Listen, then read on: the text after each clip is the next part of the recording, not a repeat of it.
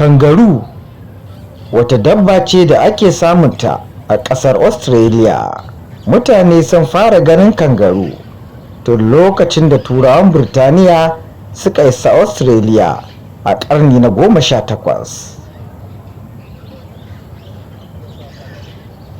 Lokacin da suka yi mamakin ganin dabbar da take tsalle da kafafunta na baya masu ƙarfi tana ɗauke da jariri a jaka.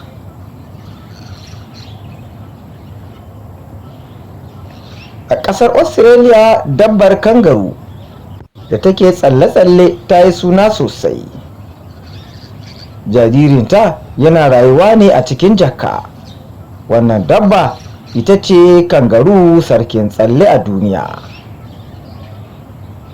Masana sun tabbatar da cewa kangaroo tana iya rayuwa har zuwa shekaru 15 zuwa shekaru 20 cikin daji. Wasu kuma suna kaiwa shekaru 30 idan ana kula da su sosai. Tsaronta ya bambanta saboda dabbobi ne da suka samo asali daga iyalan macropod, wato dabbobi da suke da manyan ƙafafu. A cikin danginsu akwai wallaby da walaro da quokka, dabbobi da suke kama da juna amma suna da girma daban-daban. A duniya ba a samun kangaroo a nahiyar Afirka ko a Turai ko a Amurka a matsayin dabbobin daji. Ƙasar Australia ce kawai da Tasmania da New Guinea nan ne wurin da ake samun kangaroo, kuma a nan ne kangaroo suka samu asali. Ko da yake ana ganin kangaroo a wasu ƙasashen na daban, amma an shigo da su ne domin gonaki ko wuraren shakatawa daga Australia. Halin kangaroo kuwa abin sha'awa ne. Rana na zafi sosai a Australia, shi yasa suke fita kiwo da sassafe lokacin da ƙasa ke da sanyi, sannan su sake fita da yamma kafin duhu. A tsakar rana suna neman inuwa su huta su rage zafi.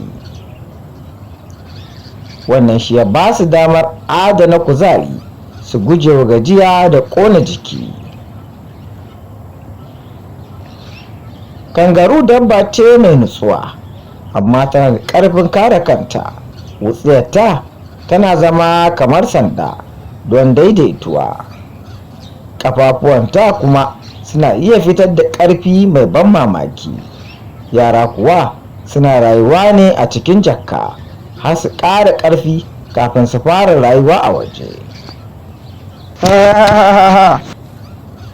Wani muhimmin abu da bai kamata a manta da shi ba game da rayuwar kangaroo shine tana iya yin tsalle mai nisan mita 1 zuwa mita 6 zuwa 7 a lokaci guda.